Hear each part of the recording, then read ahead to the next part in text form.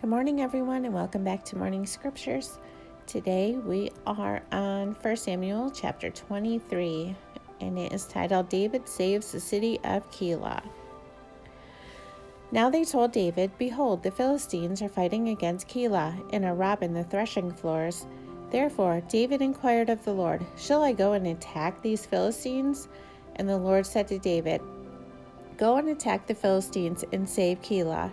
But David's men said to him, Behold, we are afraid here in Judah. How much more then if we go to Keilah against the armies of the Philistines? Then David inquired of the Lord again, and the Lord answered him, Arise, go down to Keilah, for I will give the Philistines into your hand. And David and his men went to Keilah and fought with the Philistines and brought away their livestock and struck them with a great blow. So David saved the inhabitants of Keilah. When Abiathar the son of Ahimelech had fled to David to Keilah, he had come down with an ephod in his hand. Now it was told Saul that David had come to Keilah. And Saul said, God has given him into my hand, for he has shut himself in by entering a town that has gates and bars. And Saul summoned all the people to war to go down to Keilah to besiege David and his men. David knew that Saul was plotting harm against him, and he said to Abiathar the priest, Bring the ephod here. Then said David, O Lord, the God of Israel, your servant has surely heard that Saul seeks to come to Keilah to destroy the city on my account. Will the men of Keilah surrender me into his hand? Will Saul come down, as your servant has heard? O Lord, the God of Israel, please tell your servant. And the Lord said, He will come down. Then David said, Will the men of Keilah surrender me and my men into the hand of Saul? And the Lord said, They will surrender you. Then David and his men, who were about 600, arose and departed from Keilah, and they went wherever they could go. When Saul was told that David had escaped from Keilah, he gave up the expedition, and David remained in the strongholds in the wilderness, in the hill country of the wilderness of Ziph. And Saul sought him every day, but God did not give him into his hand. David saw that Saul had come out to seek his life.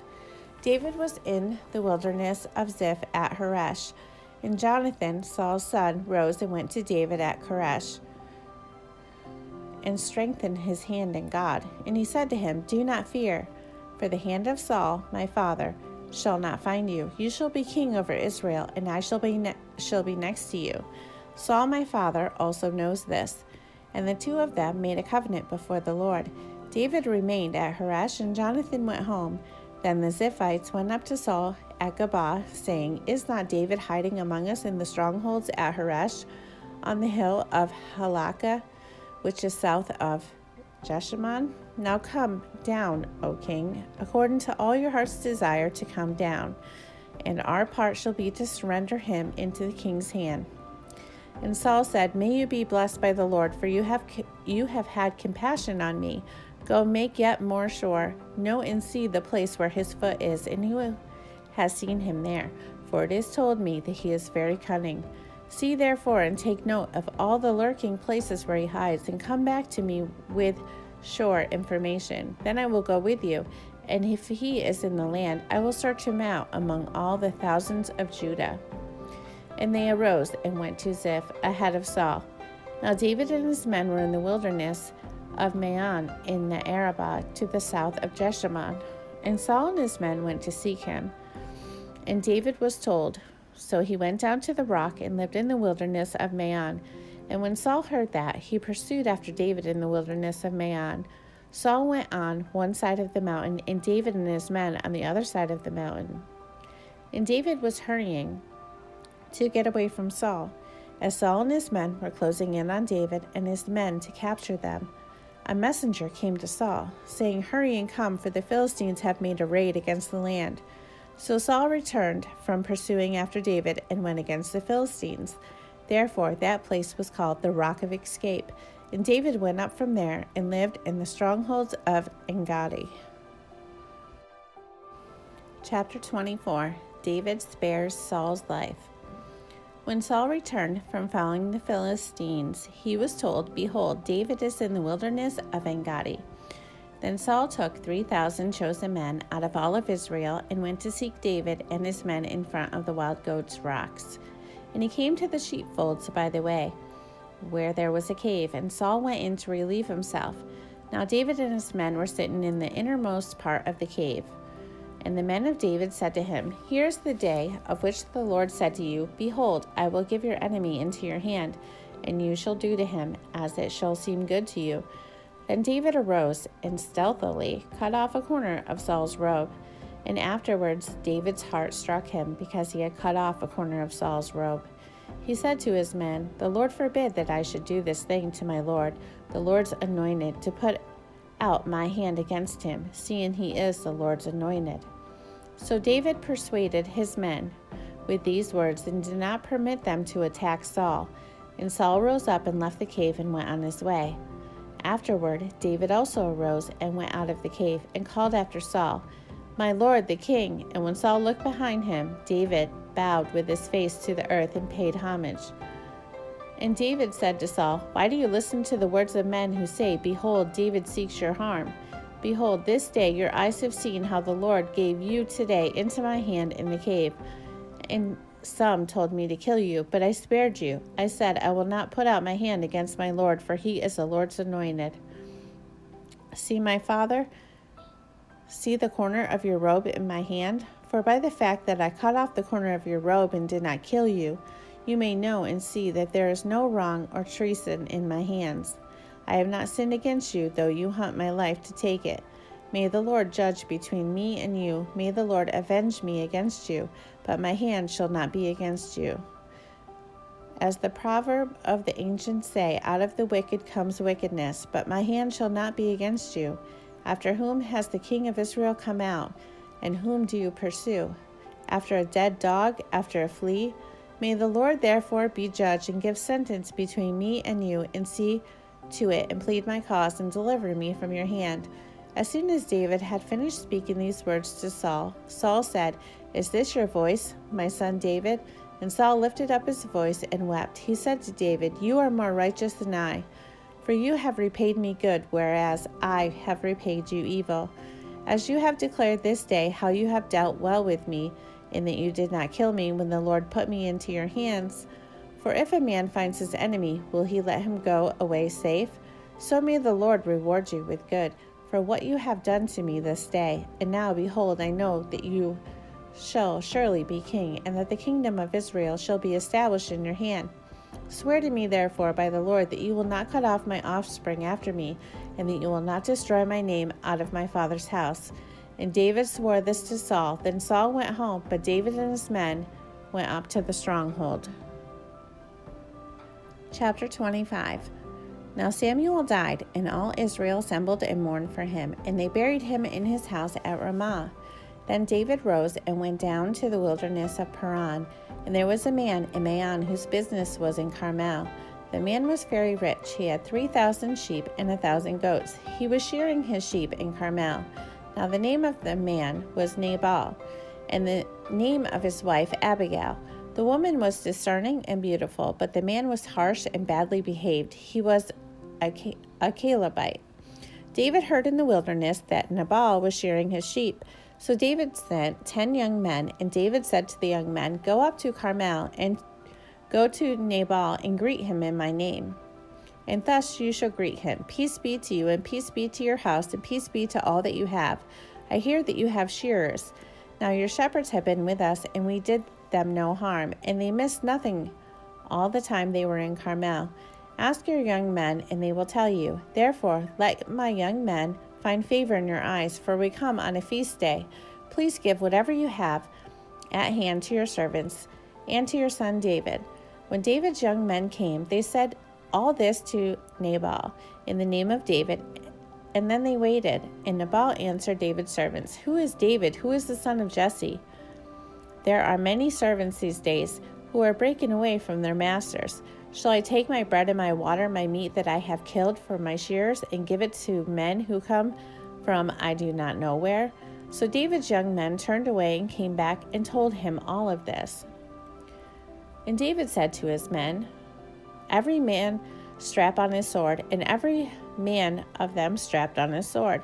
David also strapped on his sword. And about 400 men went up after David, while 200 men remained with the baggage. But one of the young men told Abigail, Nabal's wife, Behold, David sent messengers out of the wilderness to greet our master, and he railed at them. Yet the men were very good to us, and we suffered no harm, and we did not miss anything when we were in the fields, as long as we went with them.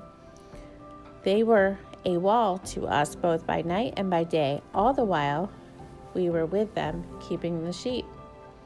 Now therefore, know this and consider what you should do, for harm is determined against our master and against all his house, and he is such a worthless man that one cannot speak to him. Then Abigail made haste and took 200 loaves and 2 skins of wine and 5 sheep already prepared, and 5 seahs of parched grain and 100 clusters of raisins and 200 cakes of figs, and laid them on donkeys. And she said to her young men, Go on before me, behold, I come after you. But she did not tell her husband Nabal. And she rode on the donkey and came down under cover of the mountain. Behold, David and his men came down toward her, and she met them. Now David had said, Surely in vain have I guarded all that this fellow has in the wilderness, so that nothing was missed of all that belonged to him, and he has returned me evil for good.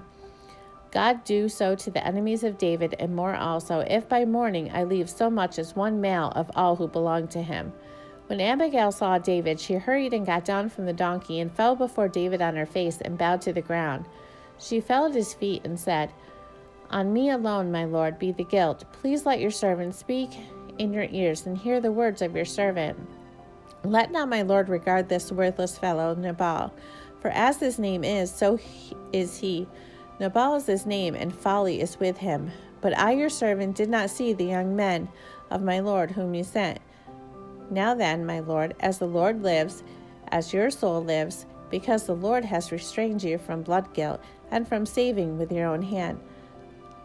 Now then, let your enemies and those who seek to do evil to my lord be as Nabal. And now let this present that your servant has brought to my lord be given to the young men who follow my lord. Please forgive the trespass of your servant, for the Lord will certainly make my lord a sure house, because my lord is fighting the battles of the Lord, and evil shall not be found in you so long as you live. If men rise up to pursue you and to seek your life, the life of my lord shall be bound in the bundle of the living in the care of the Lord your God. And the lives of your enemies he shall sling out as from the hollow of a sling. And when the Lord has done to my lord according to all the good that he has spoken concerning you, and has appointed you prince over Israel, my lord shall have no cause of grief or pangs of conscience for having shed blood without cause, or for my lord taken vengeance himself. And when the Lord has dealt well with my lord, then remember your servant. And David said to Abigail, Blessed be the Lord, the God of Israel, who sent you this day to meet me. Blessed be your discretion, and blessed be you, who have kept me this day from blood guilt, and from avenging myself with my own hand. For as surely as the Lord, the God of Israel, lives, who has restrained me from hurting you, unless you had hurried and come to meet me, truly by morning there had not been left to Nabal so much as one male. Then David received from her hand what she had brought him, and he said to her, Go up in peace to your house. See, I have obeyed your voice, and I have granted your petition. And Abigail came to Nabal, and behold, he was holding a feast in his house, like the feast of a king. And Nabal's heart was merry within him, for he was very drunk. So she told him nothing at all until the morning light.